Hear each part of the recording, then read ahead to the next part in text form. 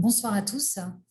Merci d'être présents pour cette troisième visioconférence de la Fondation Paralysie cérébrale. On est ravis de vous retrouver. Donc, ce soir, le thème de cette visio est vivre la transition de l'adolescence vers l'âge adulte. Et c'est un vaste sujet s'il en est. Donc, une heure va nous paraître très courte pour aborder ce thème qui sera centré cette fois-ci sur le vécu, sur le côté psychologique, physiologique et émotif. Et nous aurons l'occasion d'aborder ce thème d'un point de vue plus logistique lors d'une autre conférence. Donc, nous prendrons des questions sur ce thème-là plutôt que sur le côté logistique ce soir. Nous avons la chance ce soir d'avoir avec nous pour en discuter 3 membres du conseil scientifique. Madame Gaëlle Drenowski, qui est patiente experte, et Madame Régine Selle, qui est psychologue clinicienne et professeure de psychopathologie, spécialiste du handicap et des relations familiales, et le professeur Bernard Dan, qui est président du conseil scientifique et neuropédiatre. Donc, pour rappel, les panélistes vont parler 10 minutes à peu près chacun, et ces sessions seront suivies d'une session de questions-réponses. Donc, n'hésitez pas dès à présent de poser des questions au fur et à mesure dans l'onglet questions-réponses qui est en bas de l'écran. Et comme vous le savez, nous ne prendrons pas les questions par oral, mais simplement par écrit. Donc, n'hésitez pas à en écrire. Je vous remercie et je vais passer dès à présent la parole à Bernard pour commencer cette session. Bonsoir. Bonsoir, merci beaucoup. Oh bien, je suis vraiment très content d'être là. Je vais commencer par partager mon écran et vous allez voir que j'ai un petit peu gribouillé avant de commencer. Alors, bon, une conférence, ça c'est très bien, ça veut dire qu'on est ensemble.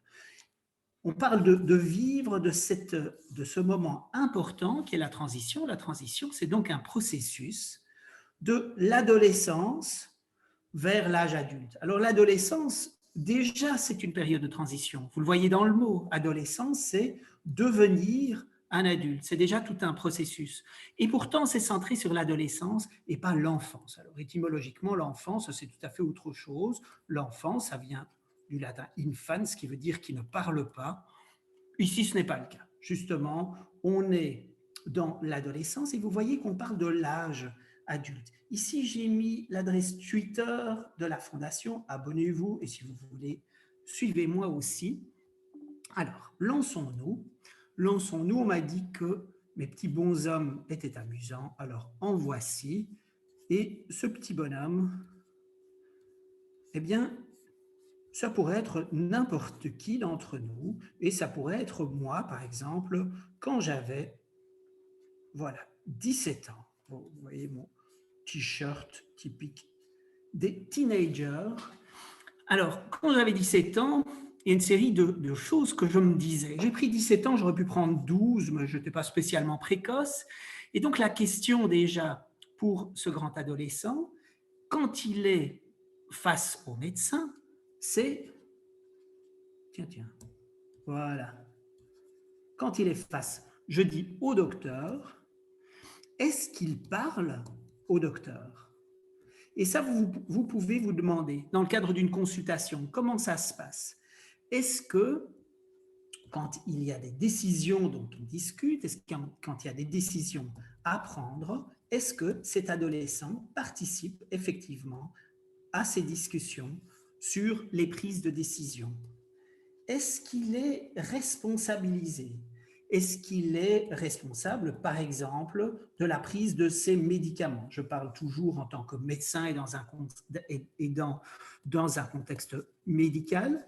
Et puis, lui-même, par lui-même, est-ce qu'il cherche des réponses? Ces questions-là, je les ai prises d'un outil, et cet outil il a été développé par l'équipe de CanChild, et il s'appelle le questionnaire de transition. Transition Q, il existe en français et il est disponible. Et vous voyez que cette question vise l'autogestion. Alors, est-ce que ça concerne tout le monde? Alors, ce que ça concerne en tout cas, c'est surtout un processus. Et c'est ce processus, comme disent les anglo-saxons, d'empowerment, mais surtout de se demander quelle est la place qu'on peut occuper. Alors, si on prend ici une ligne de développement et ici j'ai noté la naissance et je vous ai parlé de l'enfance, je vous ai parlé de l'adolescence et puis là, il y a l'âge adulte et puis là, disons les seniors. Ça, c'est une ligne du temps et c'est un temps qui est simplement chronologique. C'est-à-dire que cette définition de l'adulte, elle va être basée sur l'âge, simplement. Et donc, on va dire, comme dans beaucoup de pays, qu'on est adulte à partir d'un certain moment, et ce moment, c'est le même pour tout le monde. Donc, dans cette proposition, on ne va pas spécialement dire qu'il y a des gens qui ne seront jamais adultes quand ils auront un âge adulte. Et si on prend ici la santé, puisque ça, c'est plutôt là où je me focalise dans mon propos, on voit que des choses vont évoluer en fonction de l'âge. Et quand je parle de la santé, je parle aussi de l'expérience que chacun va faire de la santé. Et puis, si on parle de planification, c'est peut-être pas aujourd'hui qu'on va le faire, on peut se poser des questions par rapport au coût. Comment on va organiser tout ça? Alors, la raison pour laquelle on se poserait toutes ces questions, c'est, revoici un autre petit bonhomme, et vous voyez que vous allez voir que ce petit bonhomme, on va se permettre presque de le découper. On va dire, il y a des aspects qui concernent son corps, il y a, et dans ces aspects qui concernent son corps, on parle par exemple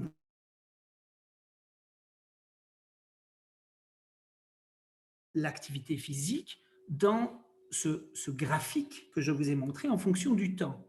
Ce n'est pas linéaire en fonction du temps. Il y a aussi d'autres choses qui vont concerner le corps. Il y a des questions de fatigue et puis d'autres questions de santé. On va pouvoir se poser des questions par rapport à l'épilepsie qui est très changeante à certains moments, aux questions orthopédiques, à la santé osseuse, à l'alimentation, à la menstruation, à ce qu'on pourrait appeler la santé sexuelle. Je ne sais pas s'il faut utiliser le mot santé là, mais en tout cas à la sexualité. Donc ça, c'est une dimension qui est le corps. Alors, on peut aussi regarder une autre dimension qui est celle de l'esprit. Comment est-ce que les choses vont évoluer dans le temps? Alors, ce qu'on reconnaît de mieux en mieux dans la paralysie cérébrale, ce sont des choses auxquelles on n'était pas spécialement attentif auparavant. J'ai cité déjà la douleur et la fatigue. Je vous assure que ce n'est pas des choses qui attiraient l'attention des professionnels de la santé, mais maintenant, on le réalise. Et en ce qui concerne le fonctionnement, disons, de l'esprit, il y a des questions d'anxiété qui sont à l'avant-plan, pas parce qu'elles sont nouvelles, mais parce qu'on les reconnaît maintenant, et j'espère qu'on peut mieux les prendre en charge, des questions aussi de dépression, qu'on reconnaît avec des présentations qui sont parfois importantes à décoder dans la paralysie cérébrale. Et puis, il y a encore un autre aspect de rayonnement social.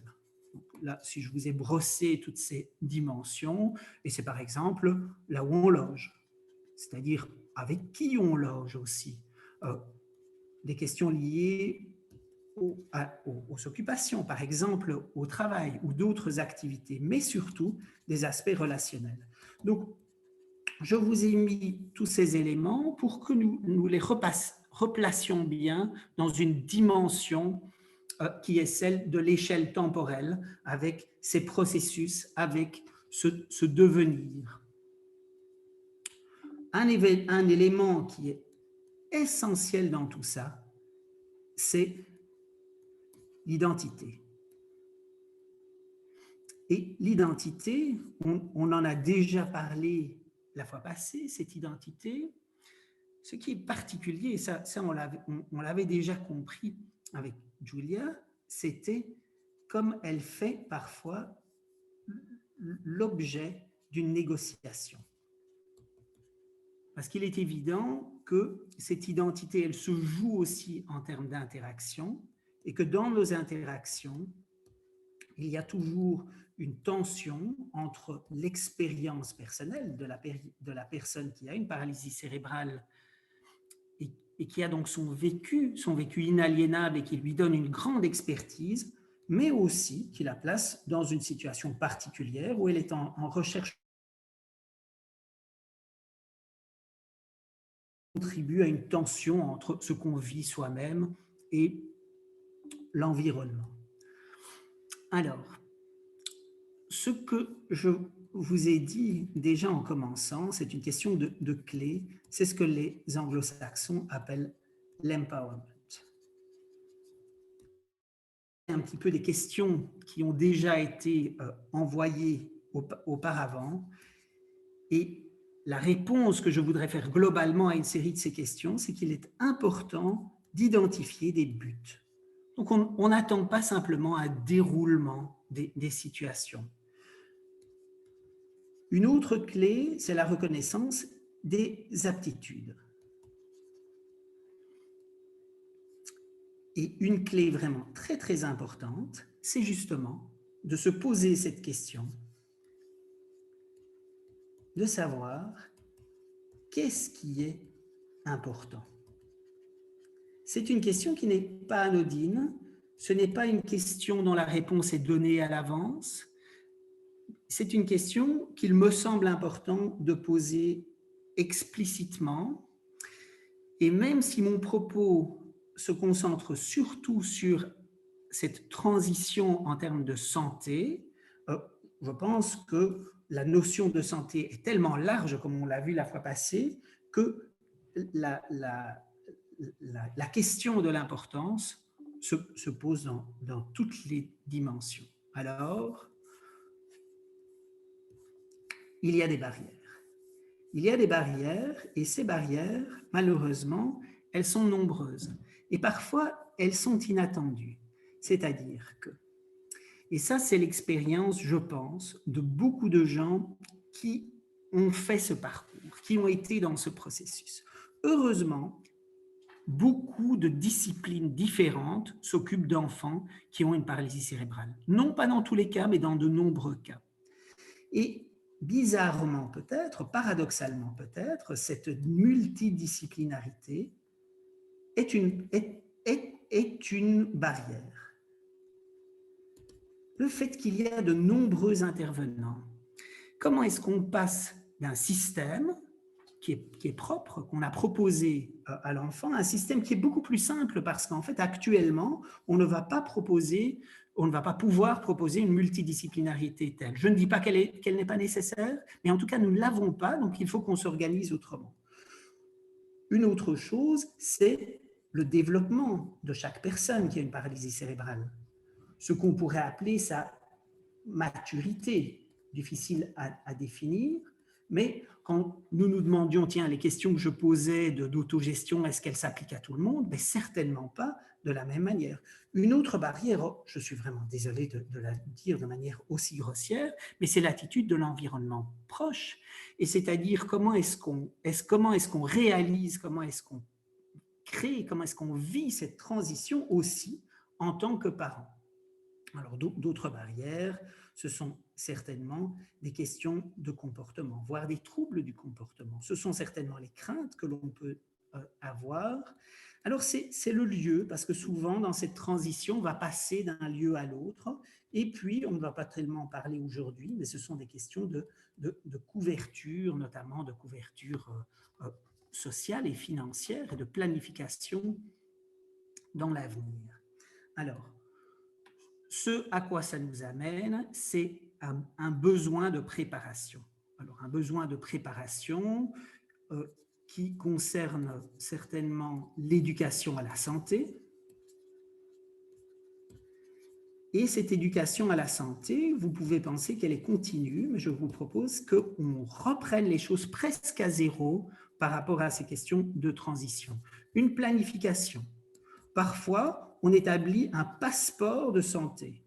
Il y a des systèmes qui existent, mais il y a des systèmes qu'on peut certainement inventer et qui permettent de centraliser une information. Je vous ai parlé de l'autogestion. Il y a des questions administratives à régler, le soutien, la coordination, c'est pas mal de se baser sur un protocole. Il faut organiser le transfert, et ça devrait se passer dans la rencontre, mais ça se prépare, et c'est pas mal donc d'avoir une date. Et cette date devrait être dans une période à froid. ce n'est pas optimal de créer cette rencontre dans une situation de crise, dans une situation aiguë.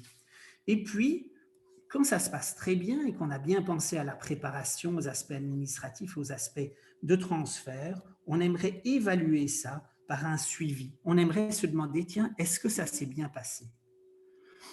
Alors, une autre question posée aborder la question des outils. Alors, il y a un outil qui a été cité dans une des questions, c'est une app qui s'appelle My Transition, qui est une application gratuite qui a été développée par les gens de CanChild, les mêmes qui ont développé ce questionnaire de transition, qui est un questionnaire très simple où on situe la personne qui est en transition, mais qui peut la suivre aussi dans la suite. Alors, je voulais dire ces premiers éléments pour ouvrir à la discussion et je cède la parole au prochain orateur. Merci beaucoup Bernard. Et donc c'est Gaëlle qui va suivre.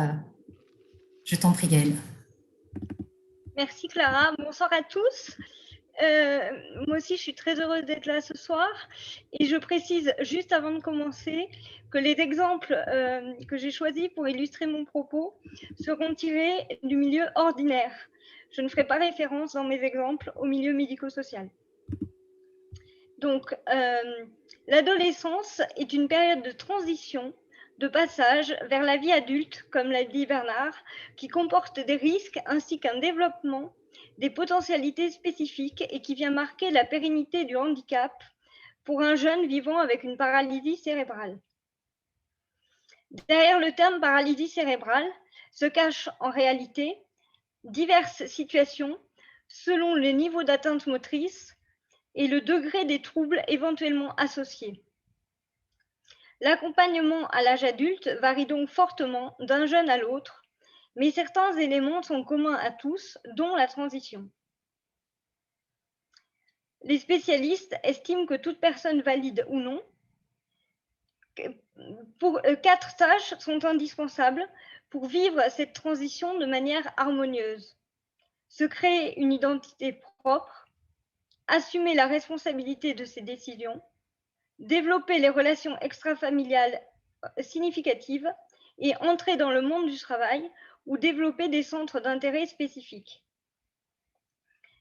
Ces étapes constituent déjà un défi pour tout adolescent, car l'adolescence est le moment de tous les bouleversements. Mais il s'agit d'un défi encore plus considérable pour un jeune vivant avec une paralysie cérébrale.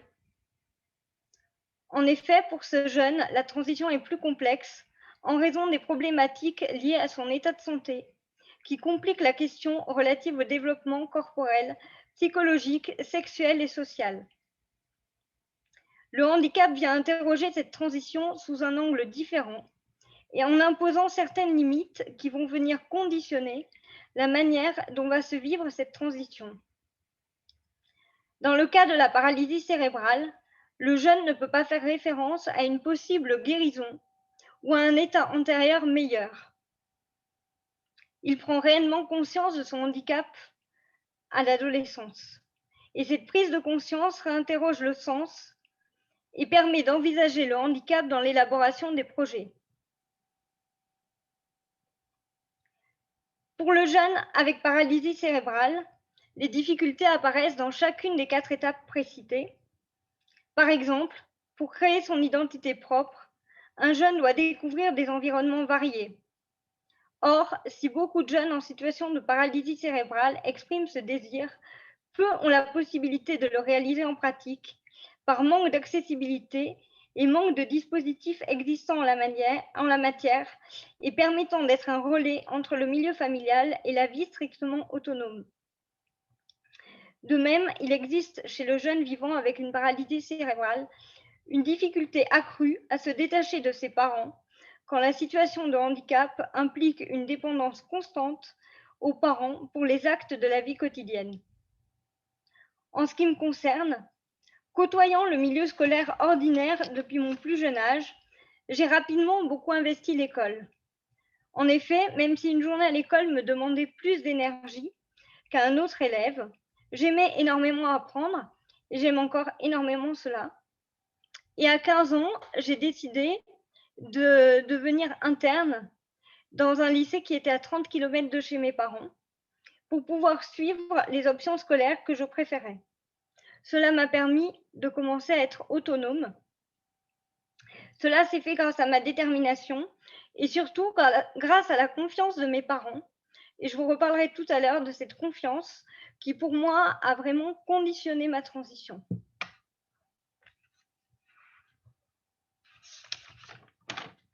Pour mieux prendre en compte les diverses difficultés précitées, la SOFMER, qui est l'association des médecins de rééducation, a précisé que la transition passe par la définition d'un projet de vie adulte réfléchi, réaliste et adapté, digne et consenti. La transition concerne tous les aspects de la vie, mais aussi dans le cas du jeune vivant avec une paralysie cérébrale, s'ajoute plus ou moins fortement l'aspect médical et rééducatif. Dans mon cas, ce sont ces deux aspects qui ont été les plus difficiles au moment de la transition.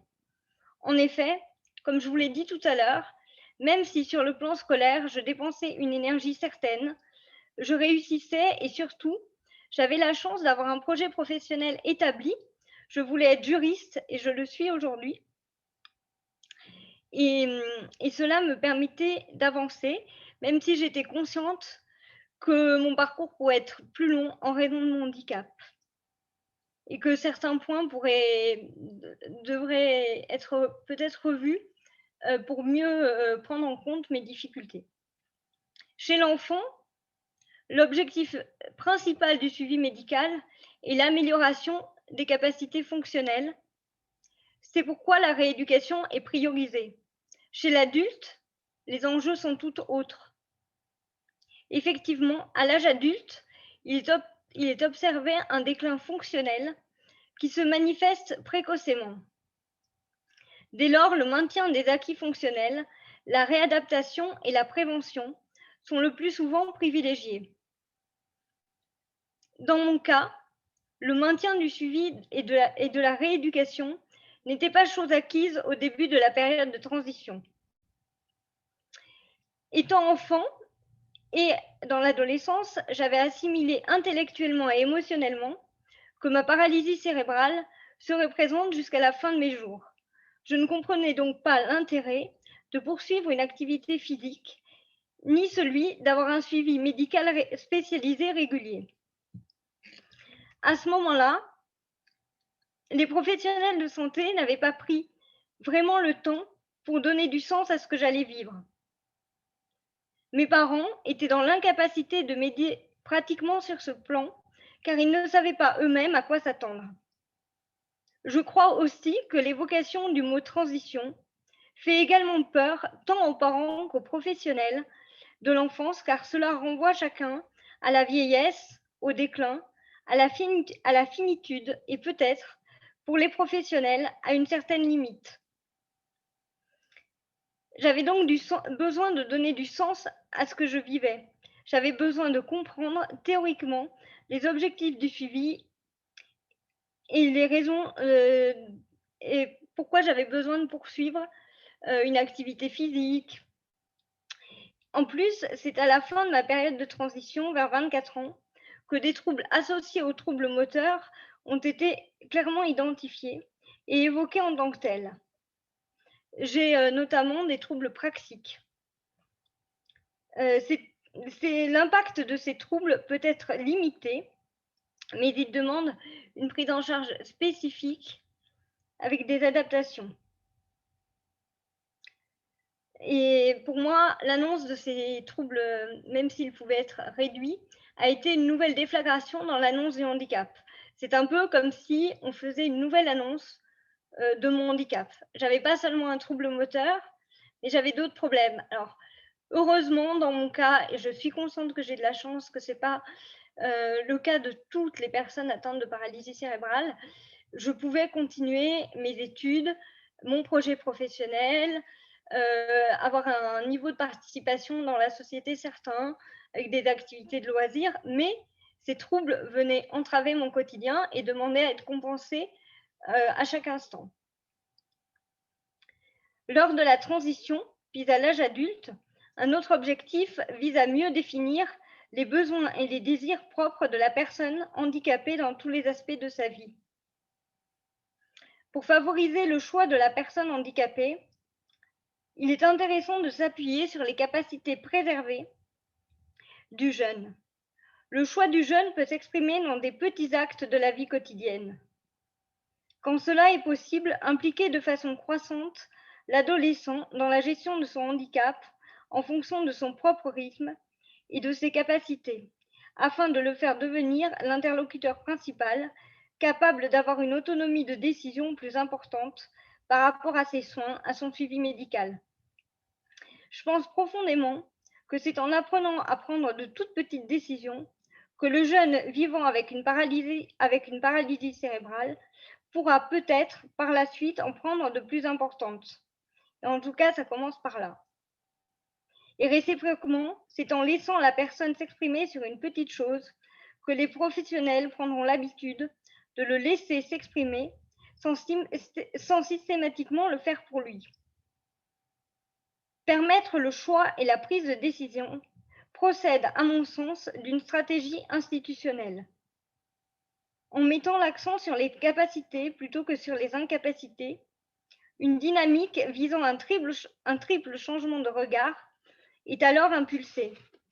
Changement de regard de la personne elle-même, des parents vis-à-vis de leur enfant et des professionnels vis-à-vis des personnes handicapées. Mais définir ses priorités et ses besoins s'apprend. C'est un travail qui prend du temps et implique que tous les membres d'une équipe pluridisciplinaire ou médicale soient présents. C'est aussi l'occasion de commencer à construire ou redéfinir des objectifs communs de rééducation avec le médecin ou l'équipe pluridisciplinaire et la personne vivant avec une paralysie cérébrale. Toujours afin de favoriser l'expression et le choix du jeune atteint de paralysie cérébrale, il peut être intéressant de lui proposer de participer à un programme d'éducation thérapeutique du patient, l'ETP, au moment de la transition, mais peu existent encore à ce jour en France. Favoriser le choix et l'expression du jeune en situation de handicap est facilité par le processus de résilience et cela joue un rôle au moment de la transition. Il est constaté dans toutes les histoires de résilience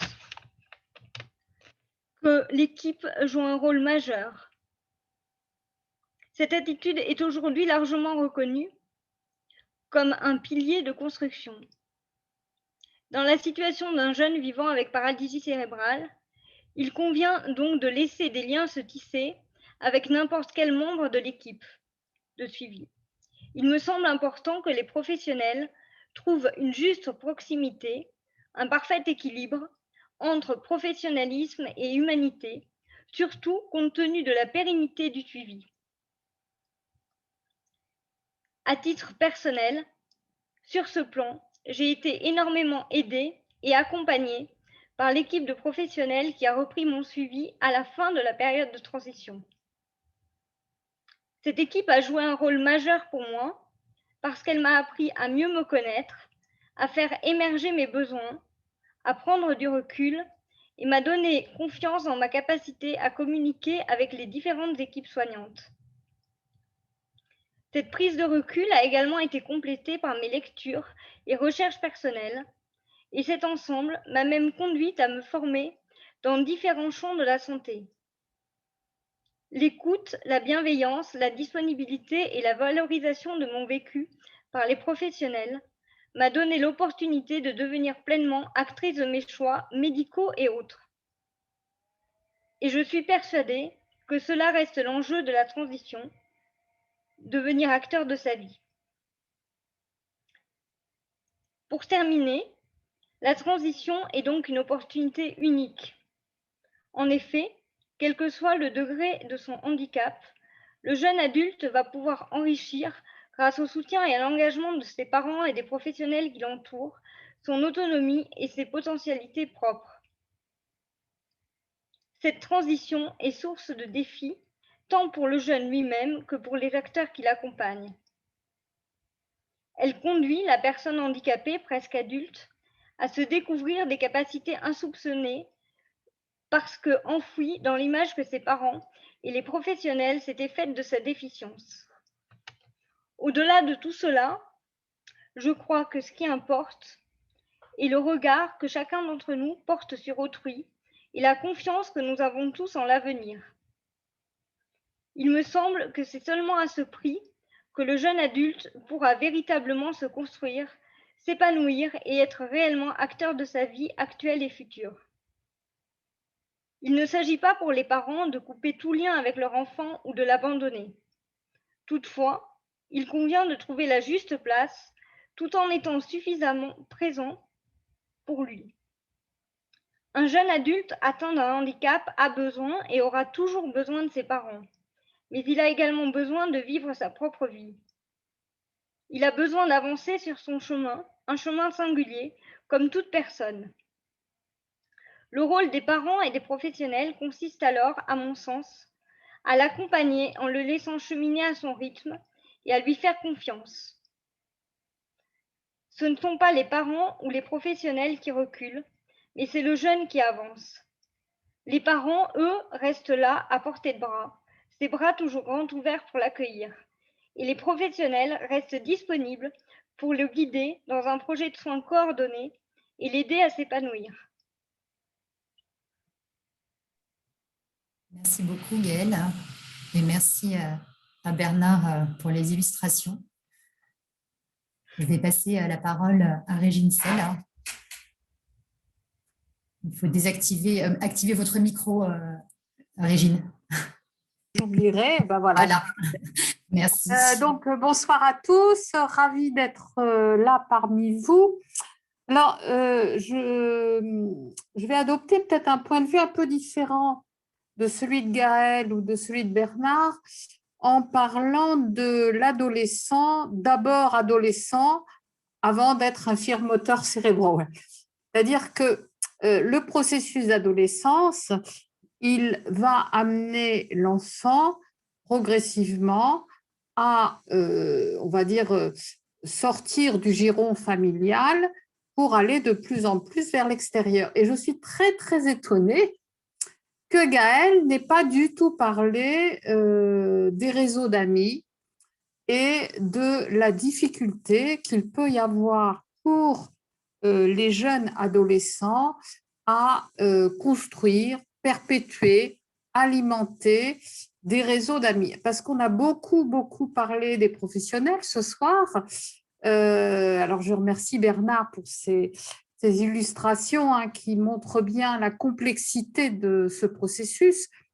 Mais ce processus-là, il ne va pas seulement être favorisé par les parents, bien qu'évidemment ils sont importants, mais quand même, on a beaucoup parlé de transition. La transition, ça va être quand même que de plus en plus, l'adolescent aura sa place dans le socius, comme on dit.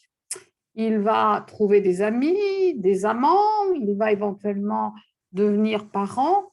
Et dans ce processus-là, bien sûr que les professionnels jouent un rôle important, mais il y a deux choses qui jouent, à mon avis, un rôle très important. Alors, évidemment, c'est mon objet d'étude, donc je ne peux pas ne pas le dire, mais à l'adolescence, la question des liens aux frères et sœurs, de ce qui se joue avec les frères et sœurs, mais que de ce qui se joue aussi au collège, au lycée, avec les personnes les personnes, on va dire, sans difficulté particulière, et avec les personnes qui, elles aussi, ont des difficultés. Et là, je suis en train de monter un consortium sur la question des relations au PAIR, P-A-I-R, et on a un groupe de travail sur l'adolescence, et ce qui ressort quand même de façon très forte au moment de l'adolescence, c'est est-ce que je serai désirable pour l'autre? Est-ce que, alors Bernard a beaucoup parlé du corps, mais le corps, c'est aussi ce que je montre à l'autre, c'est aussi du plaisir et c'est aussi du désir. Alors, est-ce que ce corps sera désirable et est-ce que je pourrais moi aussi finalement désirer et là intervient quelque chose de très important qui a été beaucoup évoqué ce soir, qui est le regard de l'autre sur ce que je suis et le regard de moi-même sur ce que je suis. Et Gaëlle a dit quelque chose de très important en disant, en soulignant, et elle a complètement raison, l'importance à l'adolescence de pouvoir aider l'adolescent à bien identifier non pas ce qui va mal, mais aussi ce qui va bien. Et j'avais entendu une conférence d'une jeune femme IMC qui disait une chose qui m'a beaucoup intéressée. Elle m'a dit, elle disait, depuis que je suis petite, j'ai l'impression qu'on me dit toujours, comme tu es, ça va pas, il faut te rééduquer pour que tu viennes autre. Et elle expliquait, par exemple, qu'elle n'avait pas compris pourquoi son kiné voulait absolument qu'elle lance un ballon avec un pied levé, parce qu'elle disait, mais moi, ça va me servir à quoi ces histoires? Et Gaëlle a dit quelque chose de juste, c'est qu'à l'adolescence, il y a vraiment une nécessité de comprendre les choses. C'est là où ce qu'a dit Bernard en début, de donner la parole et d'expliquer, est très important. Mais donc, il y a quelque chose là. Bernard a parlé d'identité, moi je vais parler d'estime de soi, de la valorisation de soi. C'est-à-dire cette jeune fille qui dit « j'ai toujours eu l'impression que comme j'étais, ça n'allait pas, il fallait que je parle mieux, il fallait que je marche mieux, il fallait que je… » Et j'avais l'impression que, voilà, comme j'étais, ce n'était pas une qualité suffisamment reconnue avec toutes les difficultés que ça peut avoir quand on ne se sent pas soi-même valorisé, de pouvoir se présenter à l'autre comme objet de désir. Hein.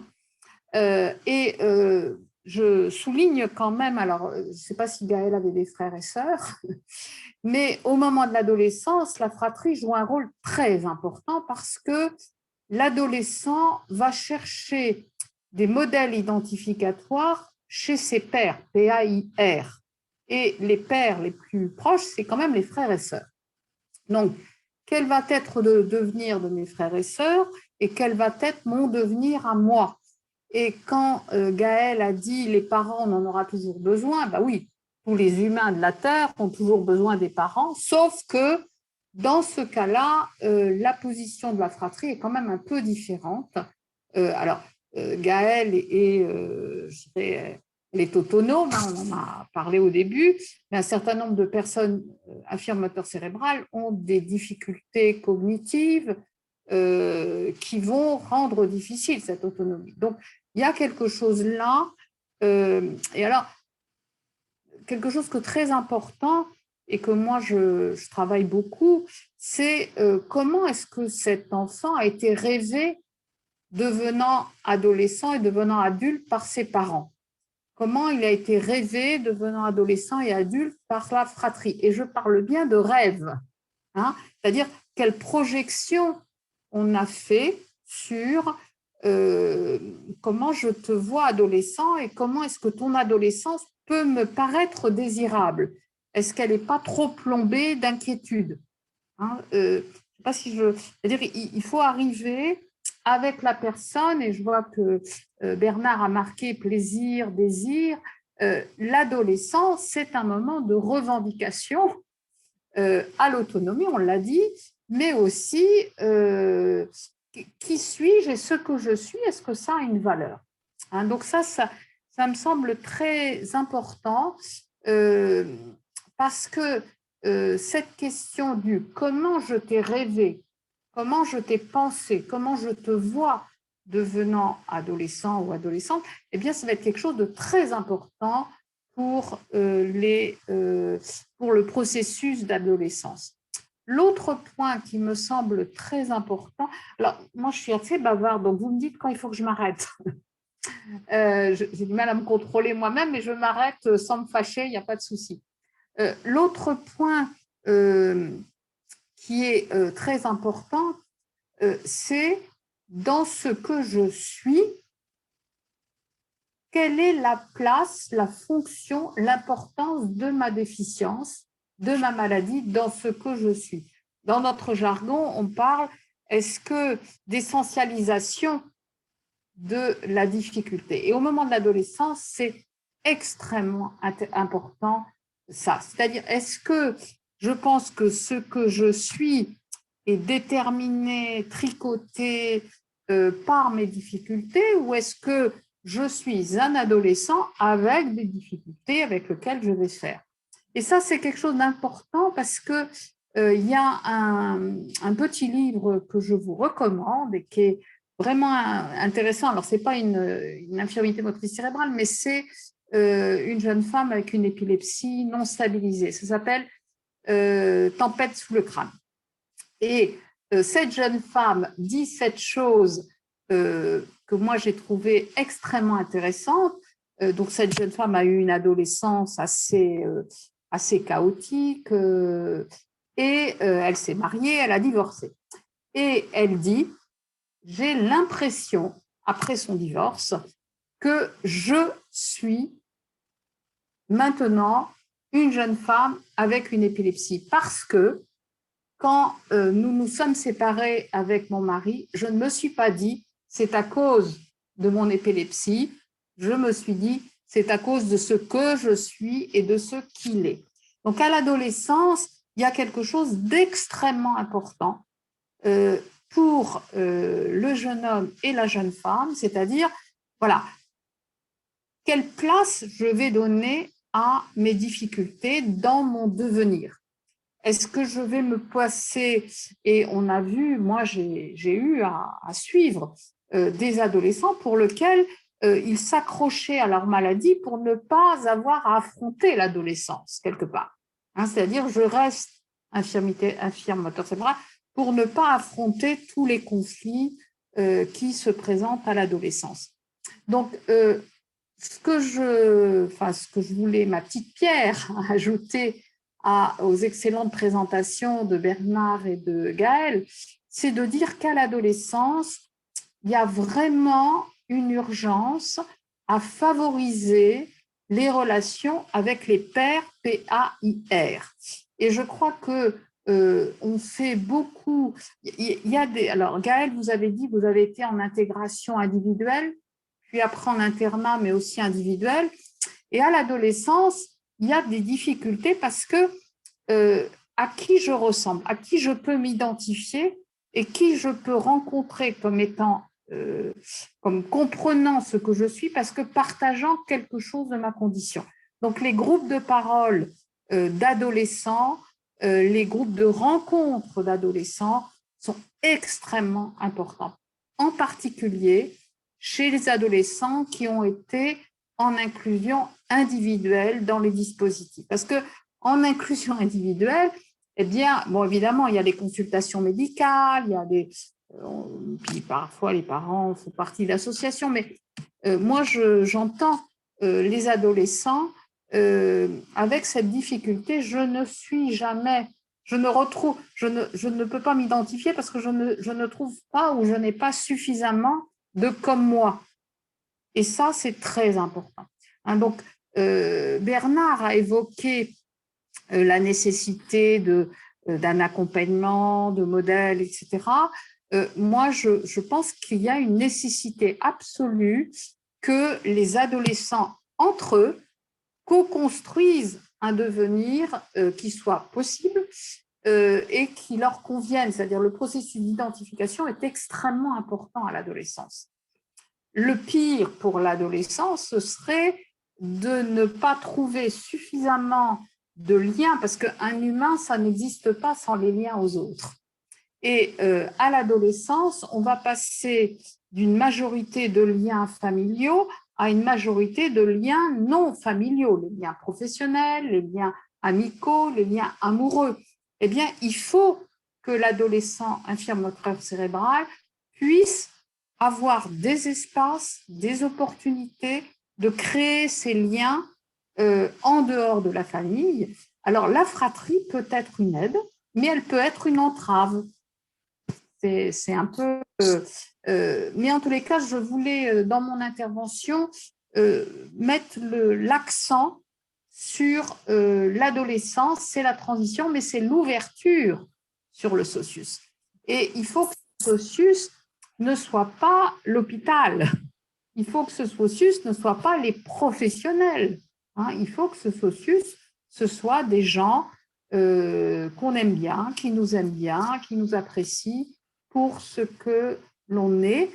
Et évidemment, j'apprécie beaucoup qu'il y ait l'amoureux, hein, parce qu'effectivement, l'amitié et l'amour, ce n'est pas tout à fait pareil. Alors, on ne va pas en discuter ce soir, compte tenu du temps que nous avons, mais je crois que dans cette transition, il y a quelque chose aussi de la découverte de l'amour affectif, physique, et que ça, c'est quelque chose de très fondamental dans cette transition. Merci beaucoup, Régine. J'interromps pour pouvoir passer un tout petit peu aux questions. On a un peu débordé, mais c'était très intéressant et on n'a pas énormément de questions en direct. On en a eu quelques-unes en amont, mais j'aimerais qu'on puisse répondre à ces questions. C'est bien. Donc, je vais commencer par celle qui a été posée par Maxime en ligne. Donc, vous avez déjà un petit peu répondu à cette question, mais tous ensemble, mais peut-être qu'on peut approfondir. La question est comment aider des adolescents qui n'ont pas eu l'habitude d'être mis en situation d'empowerment. Comme vous le disiez, Régine, il y a le côté d'être dans des groupes de parole avec d'autres adolescents, mais peut-être que vous avez des exemples, Gaëlle, par exemple, est-ce que tu vois des choses Moi, je vais le dire très vite. Moi, je leur parle et ça fait beaucoup. Alors, et chez les adultes, je les vouvoie. Et là, ça fait bizarre. Oui. Pas ceux que j'ai connus depuis toujours, hein, mais ceux que je découvre. Je sais que quand dans les situations chroniques, et je suis un personnel de la santé, on développe des relations telles qu'on est dans le tutoiement. Moi, les adultes, j'ai l'habitude du vouvoiement. Mais la première chose pour répondre à la question de Maxime, je pense, c'est écouter la personne et pas spécialement les parents, la personne qui l'a amené. Voilà, je voulais dire ça très brièvement pour donner de l'inspiration aux autres. Alors, moi, pour répondre aussi à cette question que je trouve très pertinente, et je ne l'ai pas dit dans ma conférence, l'adolescence, ça se prépare dès l'enfance, si je puis dire. Et donc, effectivement, il faut que les professionnels, et ce que a dit Bernard est très juste, que les professionnels puissent, dès l'enfance, amener le jeune à pouvoir dire comment il vit, lui, les choses. Parce que la manière dont lui vit les choses, ce n'est pas la manière dont les médecins le vivent, ce n'est pas la manière dont les parents le vivent, dont les frères et sœurs le vivent. Et donc, ça, c'est dès l'enfance. Hein, donc, ça, c'est vraiment un message pour les professionnels. Il faut écouter, mais il faut aussi donner l'opportunité que la personne puisse donner son point de vue subjectif sur sa pathologie. Ça, c'est vraiment quelque chose de très, très important. Et moi, je rajouterais, je suis tout à fait d'accord avec ce que viennent de dire Bernard et Régine, et je rajouterais juste pour les professionnels, être disponible. Et peut-être aussi, dès, je sais pas, 10, 12 ans, permettre aux enfants de rencontrer d'autres personnes qui vivent la même situation, parce qu'on s'aperçoit notamment quand on est dans le milieu ordinaire que quand on est en situation de handicap, on n'a pas de représentation de ce que quelqu'un d'autre vit la même chose. Merci. Je vais passer à la question de Amandine, et c'est une question qui est assez récurrente dans les questions qu'on a reçues en amont. Donc, Amandine demande comment peut-on faire en tant que professionnel pour faire comprendre aux parents de lâcher prise face à leur enfant. Et on a cette question aussi de quel est le rôle du parent et celui du professionnel, et en cas de divergence de point de vue, quelles sont les limites de chacun? Est-ce que l'un d'entre vous… Alors, j'entends bien cette question. Je pense que dans une famille ordinaire, c'est souvent pas les parents qui lâchent prise, c'est le jeune qui pousse à ce que les parents lâchent prise. Hein. Dans la vie ordinaire, c'est souvent ça. Et la fratrie peut être aussi une bonne ressource. Mais dans la vie ordinaire, les parents ont rarement envie que leur gamin... c'est le gamin qui leur dit « non, c'est plus comme ça que je veux ». Donc, ça rejoint la question de Maxime, hein, c'est plus on donnera à la personne avec une infirmité motrice cérébrale dès l'enfance la possibilité de dire, de légitimer son dire, de formuler son dire, c'est elle qui dira à ses parents, ce n'est pas les professionnels, c'est elle qui dira. C'est-à-dire si... et les frères et sœurs, si on leur laisse une place aussi, pourront ouvrir le chemin pour que la personne prenne son envol. Hein, donc, le pouvoir des parents sur les enfants, quand les enfants vont bien, il diminue avec le temps. Il me semble aussi que pour les parents, c'est une longue école que d'apprendre à lâcher prise. Et peut-être que les situations, les petites situations réussies leur donnent progressivement plus confiance dans les capacités de leur enfant et leur apprennent de plus en plus à lâcher prise. C'est très, très juste ce que vous dites, Gaëlle, parce que dans une recherche que j'ai menée sur l'inclusion scolaire, c'est quand les parents voient que leur gamin sait se défendre quand les autres l'attaquent, ils le voient, que, eh bien, ils lâchent prise. Et ils disent, ben, effectivement, il peut y aller parce que maintenant, il peut. Et vous avez raison, cette notion d'expérience positive de l'autonomie est quelque chose de très important. Hein, c'est parce que c'est pas facile pour personne, hein, mais ces expériences positives, c'est vraiment important. C'est ça, et c'est une série d'expériences positives. Ce n'est pas juste une chose continue qui se passe de la même manière. Alors, un autre élément de réponse que j'aimerais ajouter ici, c'est que ce n'est pas une situation binaire où on est pour ou contre. En fait, on est ensemble. Et comme disent Gaëlle et Régine, il faut, avec les parents, s'émerveiller pour reconnaître les succès, reconnaître ce qui fonctionne et non pas antagoniser les parents. Ça ce n'est pas une attitude qui soit constructive. Et si on fait de la place aux jeunes, eh bien, petit à petit, cette autonomie se gagne. Et comme vous l'avez toutes les deux dit, cette autonomie, elle se gagne à partir de très tôt. Ce n'est pas à partir d'un certain âge, c'est un processus. Et aussi, être adulte, c'est pas si triste que ça. Hein. C'est-à-dire, il y a d'autres perspectives, il y a d'autres buts, il y a des choses qui sont beaucoup moins préoccupantes. Hein, par exemple, on va moins se déformer, il y a beaucoup de choses qui sont, par exemple, médicalement, deviennent de tout d'un coup moins, enfin pas tout d'un coup, mais progressivement moins prioritaires. Et il faut savoir qu'on se projette dans autre chose, et ce sont des choses qui sont magnifiques. Il ne faut pas rester spécialement dans une idée qu'on voudrait geler toute cette situation d'enfance. Non, non, le monde avance et ce jeune, cet adolescent, voilà, prend sa place parmi nous dans la société, devient de plus en plus, comme Gaëlle l'a dit, acteur de sa vie. Alors, je suis d'accord. En même temps, au moment de l'adolescence, c'est très important pour l'adolescent qu'il puisse exprimer sa révolte, son ras-le-bol. C'est vraiment important, hein, parce que, mais qu'il puisse l'exprimer. Et les groupes de parole sont, enfin, moi j'en ai animé un certain nombre. C'est un lieu aussi où on peut dire j'en ai marre, c'est pas juste, pourquoi moi, enfin, c'est-à-dire l'expression de la crise est extrêmement structurante à l'adolescence. Hein. Il ne faut pas mettre non plus les révoltes, la colère sous le tapis, parce que si on la met sous le tapis, elle va ressurgir autrement. Et l'adolescence, c'est la période reine où ces questions-là vont éclater. Hein. Et donc ça, c'est très important. Bernard a raison de dire qu'il ne faut surtout pas penser en blanc ou noir, c'est toujours et blanc et noir. Hein, Tout à fait. Et on a une question qui est assez vaste de la part de Lilian, et je pense qu'on ne pourra pas y répondre ce soir, mais on a déjà un petit peu commencé. Et la question est de savoir comment sait-on quand on est capable de gérer sa vie d'adulte tout seul? comment C'est une vaste question. Comment savoir si on est capable de gérer sa vie d'adulte tout seul?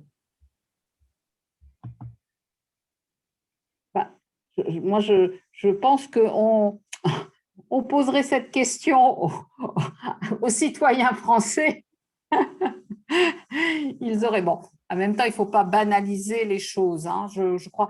Mais je reprends parce que j'ai une grande expérience des relations au pair. Je crois qu'il y a quelque chose, et Bernard l'a dit, il y a une espèce de co-construction du possible au regard de ce que je désire. Et donc, je crois qu'il y a entre le possible et le désir, il faut pouvoir, c'est au moment de l'adolescence où on va travailler ces questions-là, hein, et où on va pouvoir trouver des compromis. Mais c'est un débat qu'il faut que le jeune ait avec lui-même et avec ses pairs. Et avec, après, il y a des heureuses surprises. Hein, c'est-à-dire on découvre que quelqu'un peut être autonome alors que personne ne pensait qu'il pourrait l'être, et aussi les difficultés parce qu'on pensait que quelqu'un pourrait être autonome et qu'en fait, c'est compliqué. Mais pour moi, c'est vraiment l'idée d'une co-construction entre le jeune et lui-même, le jeune et ses pairs et ses parents. Enfin, mais peut-être que Gaëlle a des choses un peu plus précises à dire là-dessus ou autrement. Le- je crois qu'on peut jamais être sûr. On ne sait jamais exactement quand est-ce que on peut gérer tout seul. Je dirais encore une fois que c'est pour la personne elle-même en situation de handicap une succession de réussites qui donne confiance en soi. Et plus c'est d'abord des petites réussites et puis on va vers des moyennes et des plus grandes. Et comme j'ai dit tout à l'heure, c'est vraiment les petites choses. Moi, dans ma vie, je me suis dit, mais voilà, c'est vraiment la persévérance et les petites choses. Et je continue sur ce chemin. Et au pire, si ça ne marche pas, je ferai autrement. Et aujourd'hui, je me dis, avec le recul, que mes échecs m'ont appris. Bon, certes, j'ai perdu du temps, mais ça m'a donné des leçons de vie dans d'autres domaines. Et vraiment, je crois que l'expérience est très importante. Mais je pense que Bernard a écrit un mot qui est important, reconnaître. Hein, je crois qu'on a toujours besoin de l'autre. Hein, c'est-à-dire que ces allers-retours, il faut qu'ils soient accompagnés, attestés par des autres, pas que les professionnels. J'insiste beaucoup là-dessus, parce que voilà, le social, mais il faut que ce soit reconnu. Ça me semble être important.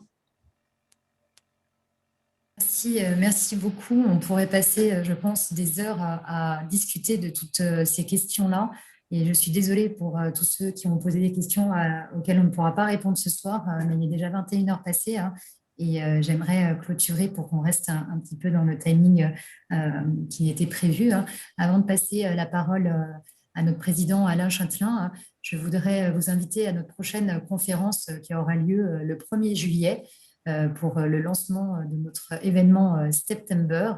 Et nous avons décidé pour ce thème d'évoquer l'activité physique.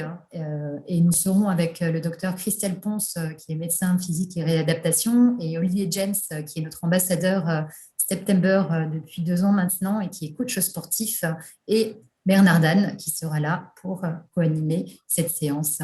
Je vous remercie et je passe la parole à Alain. Voilà, bonsoir, je voulais juste vous remercier tous. Je crois qu'on a entendu des choses très importantes.